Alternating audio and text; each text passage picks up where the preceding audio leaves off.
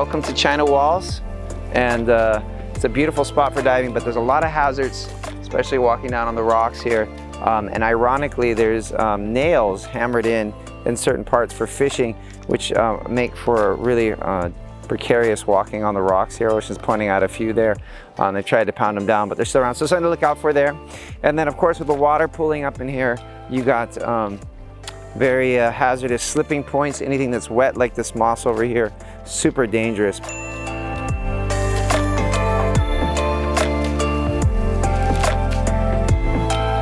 But again, this place needs a lot of attention for cleaning of the fishing line. And it's a great place for fishing because it's like right close to the shoreline and it drops off really deep. So you get a lot of different life out here. But the corals need a lot of attention. There's so much entanglement. Every day we come, it's just like thousands of pieces of line everywhere. So that's why we're trying to promote it, so people can come down here and help clean up, but do it safely. Getting in and out of the water is a little hazardous too. You can see off these ledges, you kind of have to like pull yourself up and down.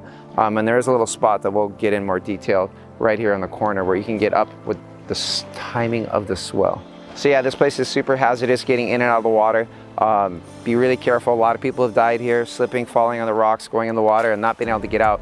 China Walls and Spitting Caves are notorious for drownings. The nearest lifeguard stands are miles away. Over the past 3 decades, Lieutenant Kavika Eckhart says he can't count how many lives have been saved out here, or how many were lost. Government statistics don't specify locations, but we've reported at least 2 deaths at China Walls and 3 at Spitting Caves in recent years. We're going to show you a nice way to get in and out of the water that's super safe, but you don't want to go out here diving anytime there's surf. So for a reef cleanup here, besides just being really careful not to go too close to the water, especially if there's any kind of waves coming over, the gear that you're going to need to stay safer, to be more efficient, to have a better time, would be a mesh bag so that you can put the fishing line in. And I suggest that the safety person, your buddy that you're diving with, they're the ones that hold the mesh bag. And then if you're cutting the fishing line, it's nice to have a knife holder on your belt. And there's a lot of different knives that we can talk about. But I really like this one from Cressy. It's called the alligator knife. And it's because it actually turns into scissors.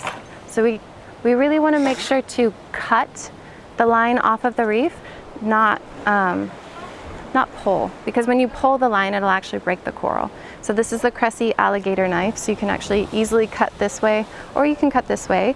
And then so that you're not cutting yourself, and especially so that you're not getting urchins into the side of your hand. That has happened to me when a swell came and I was in the middle of cutting a line, just moved me really fast, and I got some urchin spines here on the side. So use the gloves to protect yourself, and it also helps to protect the coral. So in case you are untangling something, you're not getting the oils from your hands on the coral, because coral is alive.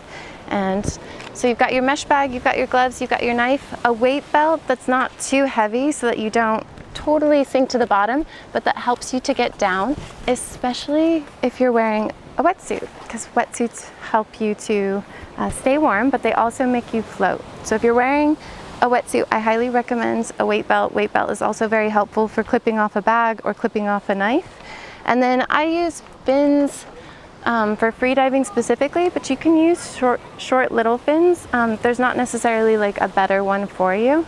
It's just a matter of what are you comfortable in and what can you sort of keep up in the current with and maneuver around with, because you do need to be able to maneuver, especially if there's a strong surge.